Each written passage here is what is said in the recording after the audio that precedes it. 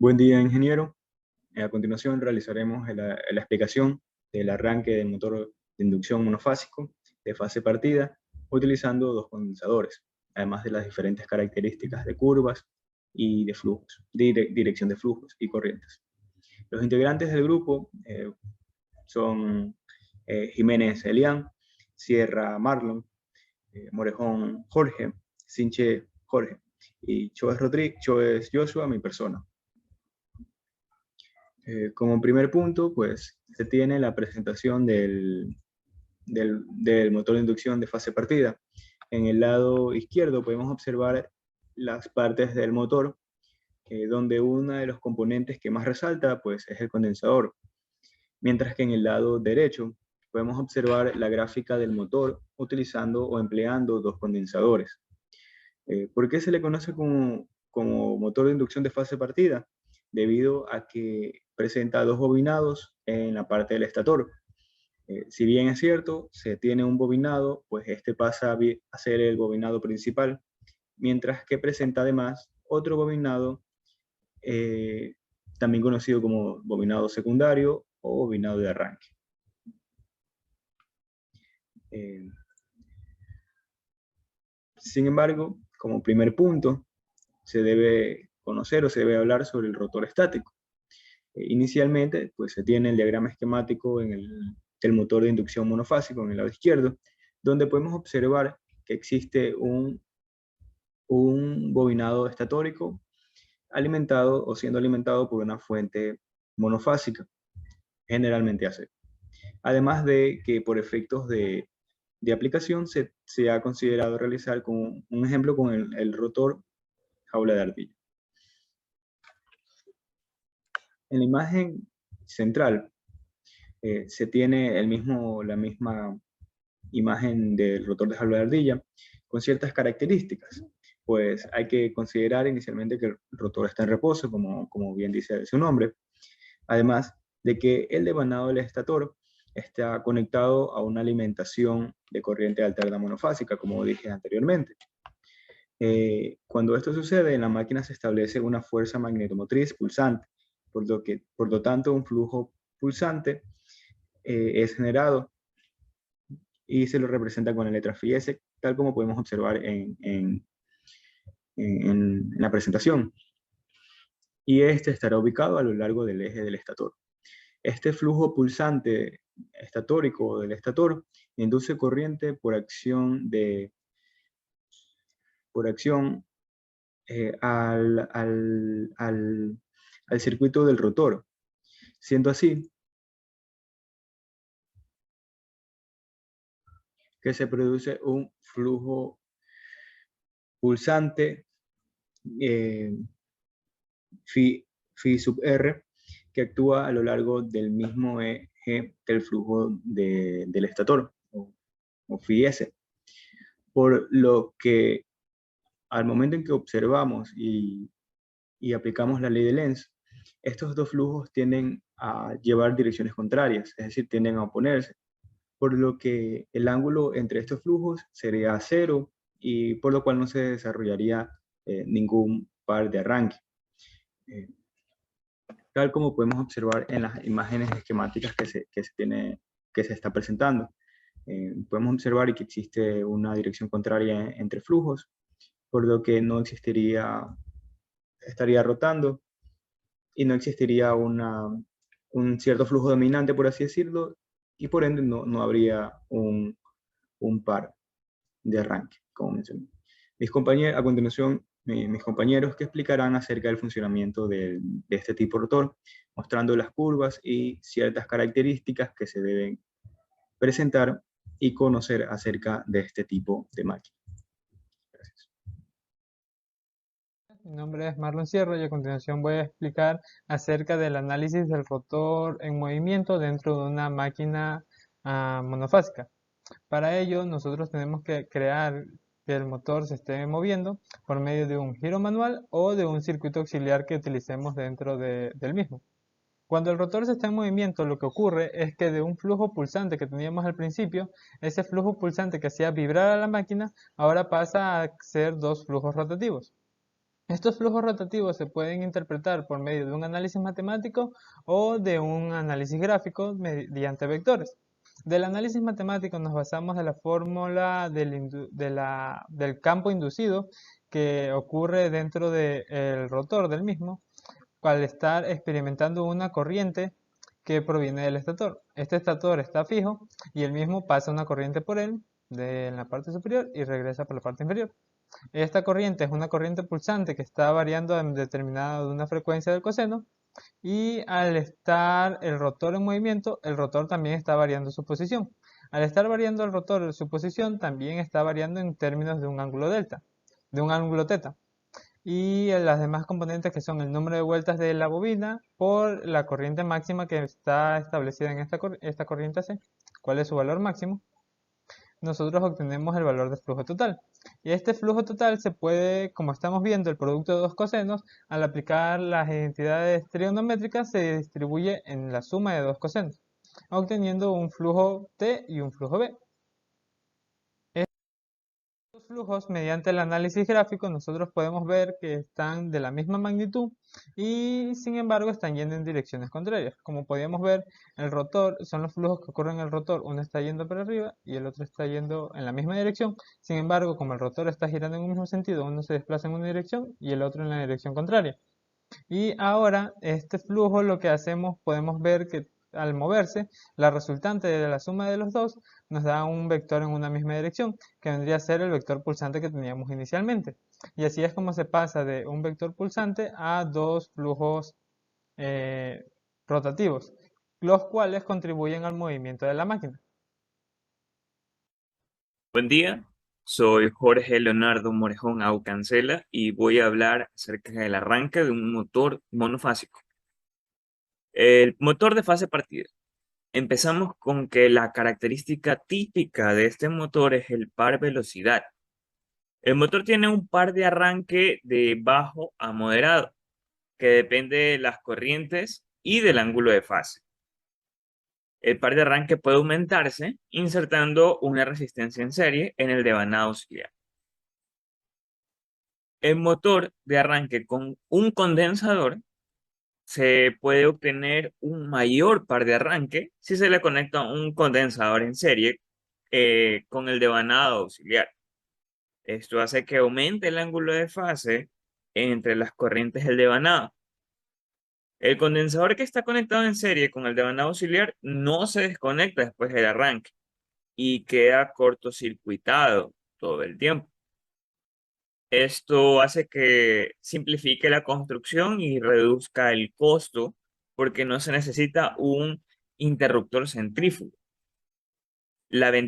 Otra de las ventajas de este tipo de motor con este tipo de arranque es que es más silencioso y mejora el factor de potencia, la pulsación del par y el rendimiento. Para un motor de arranque con dos condensadores, tenemos las ventajas de que se puede conseguir un rendimiento óptimo de arranque y óptimo de funcionamiento, utilizando dos condensadores, uno para el arranque y otro para el funcionamiento. Utilizamos un condensador de alta capacidad para el arranque y utilizamos un condensador de baja capacidad en serie con el bobinado de arranque en funcionamiento permanente, es decir, que queda cortocircuitado en el sistema. Su condensador de arranque le ayuda a mejorar su par y su condensador permanente ayuda a elevar su factor de potencia y su eficiencia. Muchas gracias.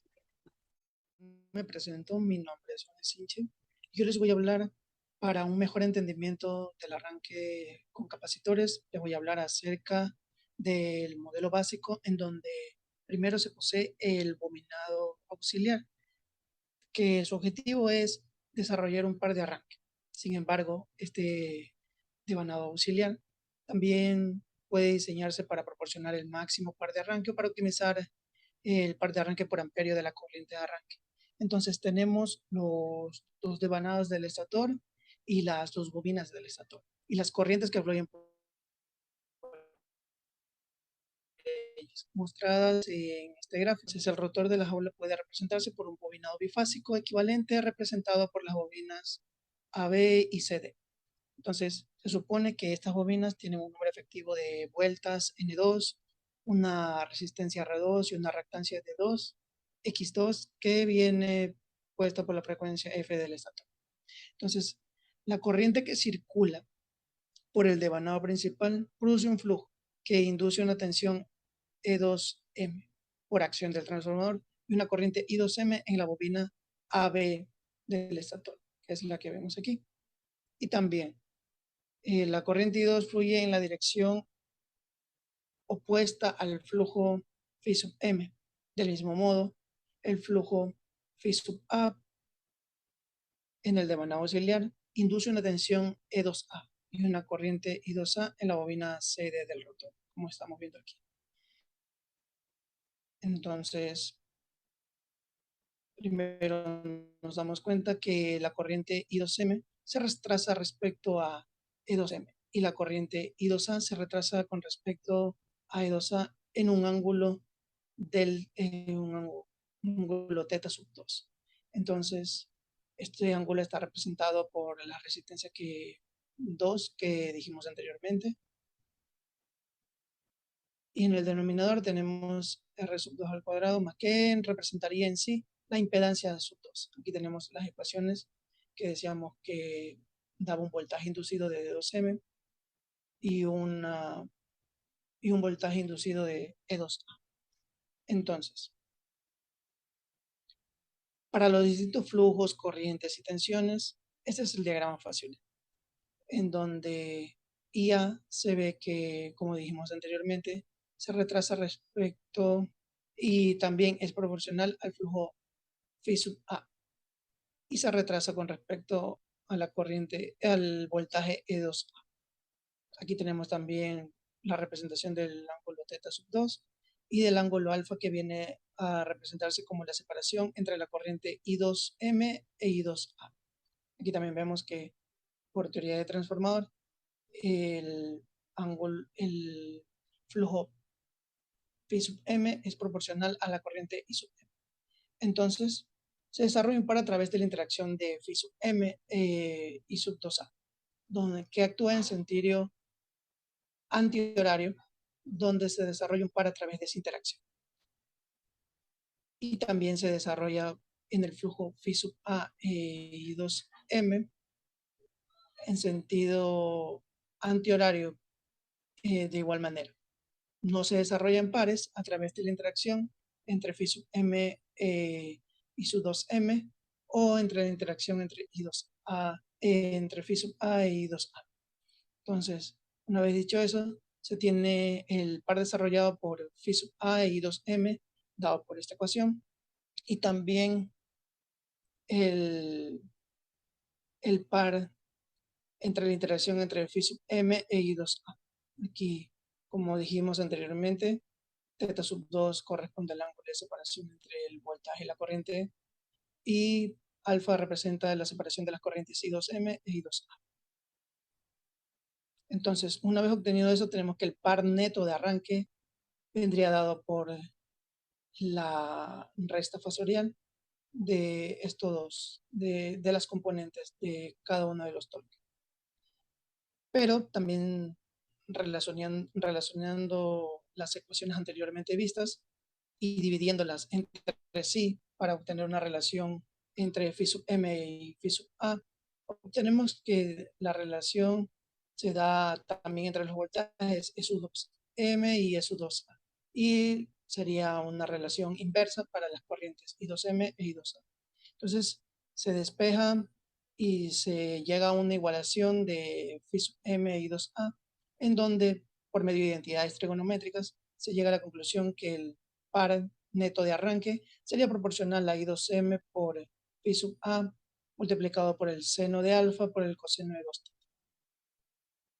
Entonces también para hallar el flujo phi sub A obtenemos de la ecuación que dijimos anteriormente, se despeja phi sub A, en donde también se reemplaza el voltaje inducido de 2A, que sería igual a la corriente de I2A, por la impedancia Z2, que fue definida anteriormente como la raíz cuadrada de las componentes al cuadrado, que sería R2 al cuadrado más X sub 2 al cuadrado, en donde se obtiene este par en función de I2M e I2A.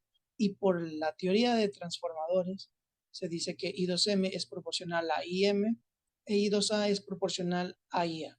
Por ello, se llega a la conclusión de esta ecuación penúltima que tenemos. O que también puede ser igual al par neto de arranque, que sería igual a una constante de proporcionalidad multiplicado por IM por IA por el seno de la separación de estos ángulos que tenemos, la separación de sus corrientes. Entonces, es útil esta ecuación porque solamente depende de sus magnitudes de la corriente y el ángulo de su separación. Pero más adelante, esta ecuación va a servir como la base para lo que es el arranque por condensadores, que está basada en la teoría del doble campo giratorio y el circuito equivalente. Gracias. Buenas tardes, mi nombre es Ilan Jiménez y a continuación analizaremos lo que viene siendo el arranque del motor de inducción monofásico de fase partida por medio de dos capacitores.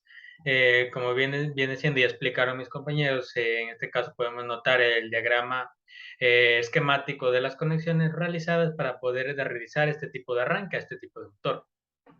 En este caso podemos notar que tenemos la entrada de voltaje B, tenemos el devanado principal por el que pasa la corriente IM, tenemos el devanado auxiliar que es el que pasa la corriente IA y es el que nos ayuda a generar esa velocidad inicial para que el rotor pueda quedar girando, y en lo que viene siendo motores monofásicos. Y como podemos ver, también tenemos dos capacitores. Tenemos uno, el capacitor CR, o también llamado condensador de funcionamiento de trabajo continuo, dado a que siempre está conectado en la red, o sea, nunca se desconecta. Y también tenemos el condensador CS, o llamado condensador de arranque, el cual podemos notar que al inicio va a estar conectado a la red, pero luego de un tiempo a través de este interruptor va a desconectarse en aproximadamente lo que viene siendo cuando el rotor alcance un 75% de la velocidad sincrónica. Bueno, aspectos generales, para este caso tendremos que generalmente la capacitancia del condensador de arranque suele ser mayor que la capacitancia del condensador de funcionamiento o de trabajo continuo. Para un motor de aproximadamente 0.5 caballos de fuerza, estos valores suelen ser de 300 microfaradios para el condensador de arranque y 40 microfaradios para el condensador de funcionamiento. Como podemos notar, eso quiere decir que generalmente el condensador de arranque es mayor que el condensador de trabajo continuo. Entonces, características principales es que este tipo de motor o este tipo de arranque en general, ¿no?, es más costoso, dado que viene con la implementación de capacitores. Y además, la característica más importante es que proporciona un alto rendimiento en comparación al resto de motores monofásicos que explicó mi compañero. Una vez analizado esto, podemos proceder a analizar lo que viene siendo la característica de este arranque, cómo afecta a su par respecto a la velocidad que va girando el rotor. En este caso podemos notar que al tener cargas capacitivas, la corriente IA que pasa por el devanado auxiliar, podemos asumir que ya no está en atraso, sino en adelanto respecto al voltaje en los terminales D. Podemos notarlo en el diagrama fasorial de la derecha. Podemos ver que la corriente IA está adelantando al voltaje B. Y la corriente IM, que es la que pasa por el devanado principal, podemos notar que se encuentra en atraso. Esto quiere decir que aumentaría el desfase alfa entre la corriente que pasa por el devanado auxiliar y la corriente que pasa por el devanado principal. Ese desfasamiento entre ambas corrientes aumentaría al colocar los capacitores. Bien, esto de aquí, teniendo en cuenta la ecuación que demostró mi compañero anteriormente, la ecuación para el torque máximo nos indica que el torque máximo es directamente proporcional tanto a la corriente que pasa por el devanado auxiliar como a la corriente que pasa por el devanado principal, ¿no? Son directamente proporcionales y además es directamente proporcional al seno del desfase que hay entre estas dos corrientes. ¿Esto qué quiere decir? Que mientras la corriente aumenta y se aproxima más a 90 grados, o sea, hay más desfase entre ellos, el torque de arranque será mayor. En este caso, comparado al caso en el que no hay capacitores, al tener aquí una corriente en adelanto que aumenta el desfase entre ambas corrientes, eso quiere decir que el seno de ese ángulo será mayor. Entonces será más aproximado a 1. Por ende, el torque de arranque que tendremos será mayor al nominal. Como podemos ver, finalmente tenemos aquí la curva de la característica par velocidad. Podemos notar que tenemos para el arranque un aproximado del 200% del torque nominal, lo que representaría un torque considerablemente elevado, ¿no? Dado que tenemos presencia de capacitores, el torque aumentaría, dado ese desfase, como ya se mencionó. Y tenemos el momento en el que el switch, el interruptor centrífugo, se abre en aproximadamente el 75% de la velocidad sincrónica, cuando el rotor ya está girando un 75% de velocidad sincrónica. En ese momento se abre el interruptor y por ende se desconecta esta capacitancia. En ese momento podemos notar cómo existe un pequeño alce en el pico del torque, pero de igual manera ese torque comenzaría a disminuir de manera continua conforme aumenta la velocidad. Entonces, de esta manera se ha demostrado que en este arranque con dos capacitores, lo que se haría es aumentar el torque de arranque con respecto al torque nominal, ¿no? Sería de tener un torque de arranque alto. Y la característica, como ya se mencionó de este arranque, es que cuenta con alta eficiencia, aunque este tipo de motor es más costoso. Bueno, eso es todo. Gracias por su atención.